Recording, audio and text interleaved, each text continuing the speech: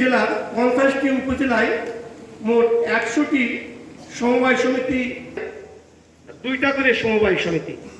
প্রতিটি সমবায় সমিতির সদস্য হবে 50 জন, এর মধ্যে 30 জন। শুরু করেছি একটু পরে।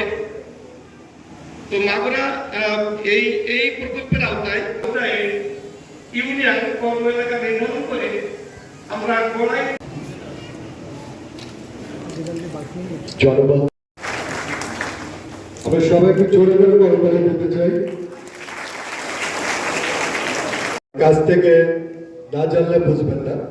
আমরা যারা স্যারের কাছে থাকি তারাই মাঝে মাঝে চিন্তা করি এত কাজ। إما يبلغن عندك الكبر أحدهما صدق الله العظيم وآخر دعوانا أن الحمد لله رب আমাদের মাঝে অনুপস্থিত আছে জনাব সাইদুর নবী জোহর। পাশাপাশি মাগুরা জেলাকে আসলে উনি মহান স্বাধীনতা যুদ্ধের বীর সেনানী, মাগুরা জেলা আওয়ামী লীগের পরম শ্রদ্ধাভাজন। বহু আগে সমবায়ের জন্ম। এই সমবায়ের ভিত্তিতে আজ 2000 হয়েছে। এখানে কিন্তু আমাদের বাংলাদেশের আরেকটি বিশেষ উদ্যোগ অনন্য উদ্যোগ আশ্রম প্রকল্প। এই আশ্রম প্রকল্পে কিন্তু অনেক বসবাসকারী উপকারভোগী কিন্তু আপনারা আজকে সমবেত হয়েছেন। সরকারের উদ্দেশ্য কি? সরকারের কিন্তু উদ্দেশ্য আমাদের সকল শ্রম, আমাদের সকল পরিশ্রম, এটা সবকিছু উদ্দেশ্য হচ্ছে আপনাদেরকে ভালো রাখা। বাংলাদেশে কোনো মানুষ কোনো ক্ষেত্রে পিছিয়ে থাকবে না।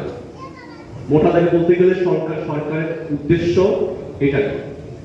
সুতরাং এই সহায়তা করে ক্যালসিয়াম থাকে আমাদের প্রত্যেকের হাড় খুবই জরুরি। বয়সের সাথে সাথে আমাদের হাড়গুলো নরম হতে থাকে, এই জন্য দুধ খুব দরকার।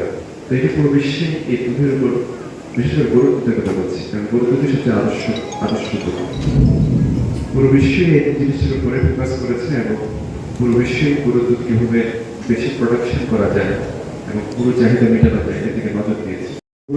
যারা রয়েছে তারা সমবায় আপনারা আপনাদের মাধ্যমে এটি বাড়াতে হবে, অর্থাৎ গাভী চাষ।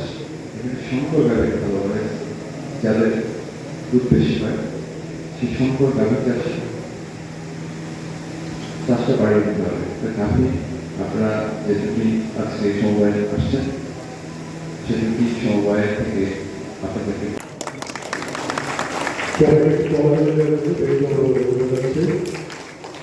ঠিক আছে ভাই।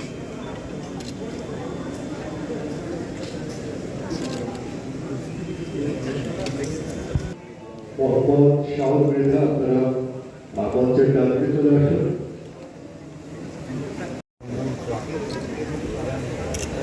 Thank you.